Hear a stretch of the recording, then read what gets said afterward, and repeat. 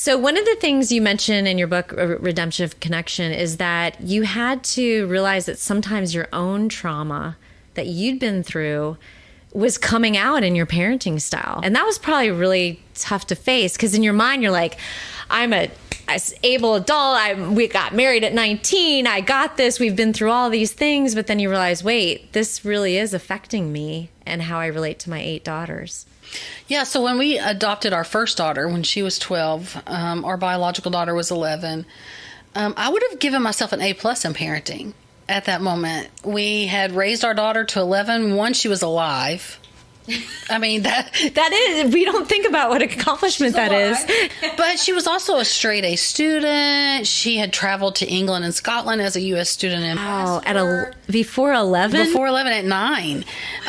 So, I mean, I kind of felt like we had done all of the things. We had read all the books. We listened to all the biblical parenting messages. And we really were like invested in giving her the best shot at her best life.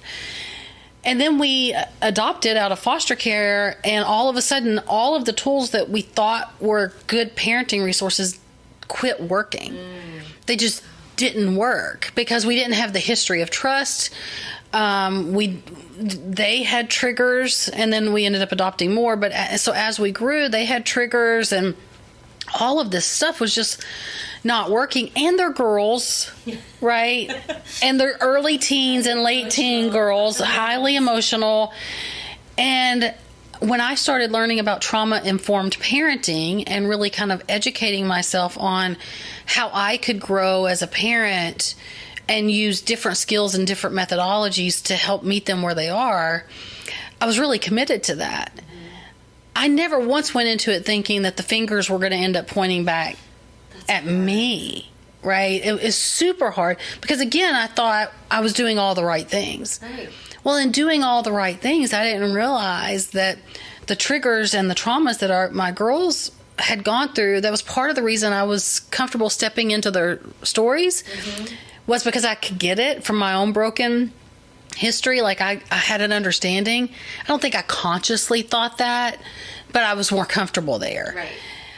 What I didn't realize is that because of my own broken history, that my adult attachment style, which I didn't even know was a thing, right? Yeah. But that I had an adult attachment style that was dismissive. Meaning that all the things that helped me survive in life, like suck it up, buttercup, use your own resources, like get the train back on the tracks, like I'm world class at that, to guiding myself back to where Maybe you're British. Keep calm and carry on. There you go. I should get that on a t-shirt. So I was world class at all of that, and I was able to do that, and I kind of expected my girls to do that too. Like, okay, it's a speed bump in the road. Let's go. Sitting with them in their emotions. Let's get over this real quick. Let's move on, because it made me super uncomfortable. And I didn't know then, until I learned about adult attachment style, that's part of having a dismissive adult attachment style. You're super uncomfortable with your own emotions and anyone else's. Well, I'm living in a house with 8 emotional teenage girls. That's all there is emotion. That's a recipe for success if I've ever seen one.